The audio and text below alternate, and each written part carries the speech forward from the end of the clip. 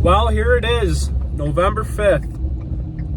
Us hunters been, waiting for this time of year.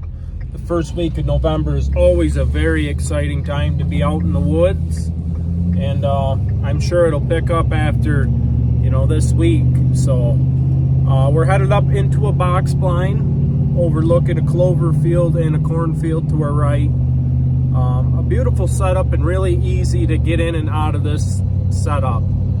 So we're running a little late. I got out of work a little early today, so I got enough time to catch the last hour and 45 minutes or so of legal shooting. So, being this exciting time of year, you might better take advantage of it while you can, So we're headed up here now, and we're gonna go up in this blind here and hopefully see a deer.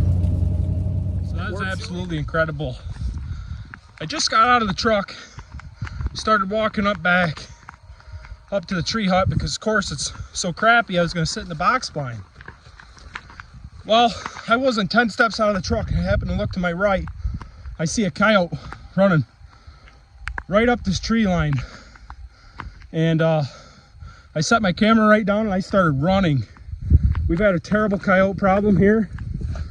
And by the time I got up here and I seen the coyote, I knew that it was too far to shoot freehanding for me. Out of breath, I'm out of shape. I run right up to this fence post, and by that time, he's already crawled under the fence on the other side of the field, was started across the corn lot. So I made it to this fence post. When I seen him, he was back here, dead sprint. This tub of lard took off. Like, I ain't ran like that since high school. He run right up here.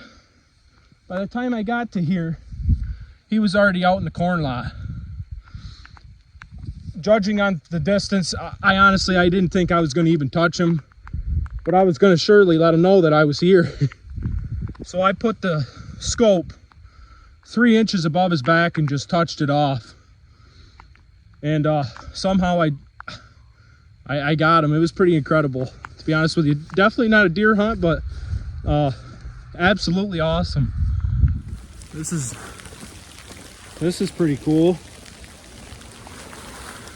I was headed up in the stand. This guy come running out. Smoked him.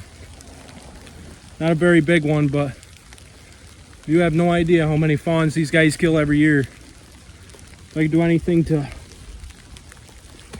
big female. But yeah, beautiful dog.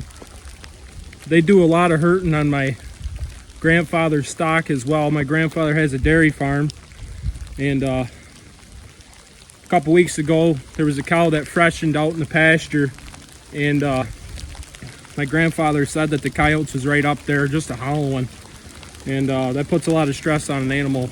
You got a cow trying to give birth, and you got these guys hounding them. It's nothing good comes out of that. But if you're a big deer hunter, and enjoy the sport, every coyote you see during season, you let them have it for sure. So couldn't be blessed. It's definitely not a deer, that's for sure, but makes you really enjoy the outdoors. Stuff like this happens. So we're gonna sit tight, and maybe I'll go see what happens in the stand. But one less coyote. We've had a terrible coyote problem here. The neighbors have called and everything. So, and absolutely couldn't be happier. I almost forgot to mention, like, I'm just so stoked because that was the last time I ever pulled the trigger on an animal with this gun was when I harvested my buck back in, I want to say it was 21 or 22. That was the last time that I was able to harvest a buck or a deer with the gun. And so, like I said, we've had a terrible coyote problem, so I run right up here. But I went to the spot where I found where the coyote was down, and I onyxed it. I marked it, then walked back, found my empty shell casing right by the fence post, picked it up, marked it, and 309 yards. So, you know, that was a 300-yard poke. Absolutely incredible. I'm pretty proud of that, to be honest with you. I know a lot of guys, they shoot, that's nothing for them, but to me, it's pretty incredible. Pretty proud of that.